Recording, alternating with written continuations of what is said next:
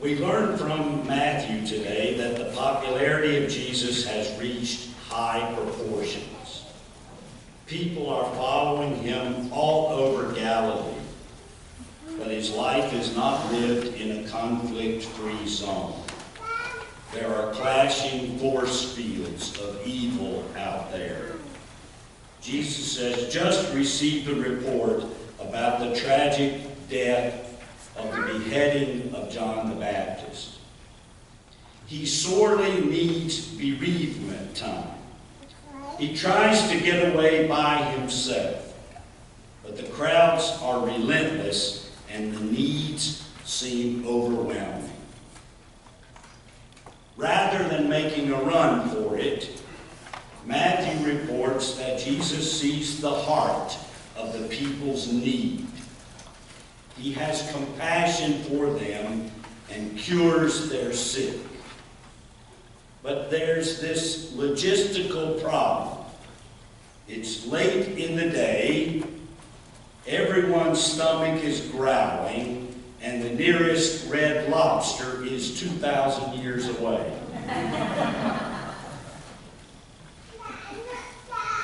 In the disciples' minds, it is time to clam up and send the people away so that they can attend to their own needs. After all, their stomachs are growling too. Surely the multitude can scrounge up dinner in the neighboring towns. When the disciples see the large crowd and the small quantity of food, they want Jesus to send the people away because they don't think they are able to handle the problem, even with his help. Jesus could go along with the disciples' self-limiting expectations and say, "You're right. Nothing good can be done here, and you're incapable of doing much anyway." But how does Jesus respond? "You give them something to eat." In the training manual for Ritz-Carlton hotel employees, there's a rule that says if you see a problem, you own it. To say it's not my problem or it's not my job is not acceptable. If you see a problem, you own it. You take responsibility as an employee. You participate in the solution. Jesus doesn't do the reasonable thing here, the rational thing, or the warm fuzzy thing with the disciples. No, he turns the problem into a challenge, a teachable moment for the disciples. You give them something to eat. You see, the disciples begin to think practically as they do the math and realize that they don't have the resources to do the job. Their own food supply is pretty meager, just 5 loaves and 2 fish. They have crunched the numbers, added up the logical formula, and it just doesn't jive. What are they going to do now? But Jesus Christ seeks to teach them a marvelous math based not on addition, but on multiplication. The disciples see through the lens of scarcity. Jesus sees through the lens of abundance. Don't tell me what you don't have, boys. Show me what you got. Bring them here to me. Jesus looks at a meal that's the equivalent of 2 orders of fish and chips and sees a feast rather than a fiasco. Jesus invites the multitude to sit down on the grass.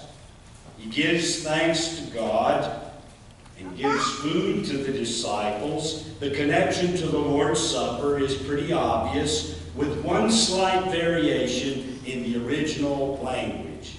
The Greek verb here suggests that Jesus keeps giving the food to his disciples as they distribute it to the crowds. A small amount of bread multiplies into a feast that feeds the whole crowd, with 12 baskets of leftovers to take over to Emergency Relief Association and Vacation Bible School. No scarcity here, only abundance. Brothers and sisters, I invite you, with the strong presence of the Holy Spirit, to come to the small meal of the Lord's Supper this morning with minds and hearts of abundance. Yes, here we meet up once again with the marvelous multiplication of Christ. One time, there was a pastor who had a little girl in his congregation who had just begun receiving communion. One Sunday, she came to the altar rail with her mom to receive the Lord's body and blood. The pastor stooped down beside her and said, "The body of Christ given for you." He gave her a little piece of the loaf, which she promptly wolfed down. But instead of moving down the line and back to the pew, she stayed put and held out her hands for seconds, looked at the pastor with hopeful eyes, and said, "More? More?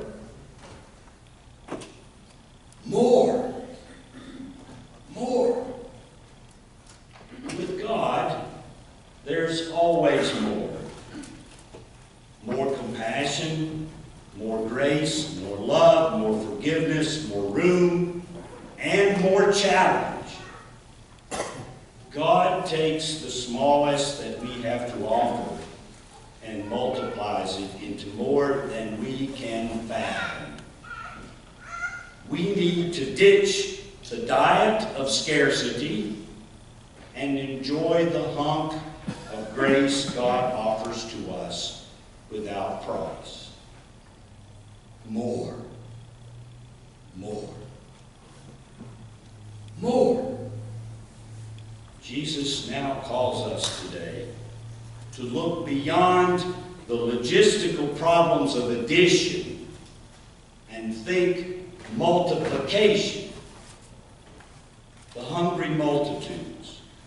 People hungry for their next meal, hungry for God, hungry for community, hungry for forgiveness, hungry for a chance to change their lives are always around and near us. Many of them are here today.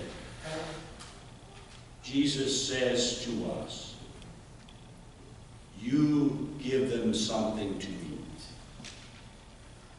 God promises to do through us more than we can either imagine or calculate. God promises to do this multiplication through our participation. For such is the marvelous math of Christ. Such is the kingdom of heaven. Thanks be to God.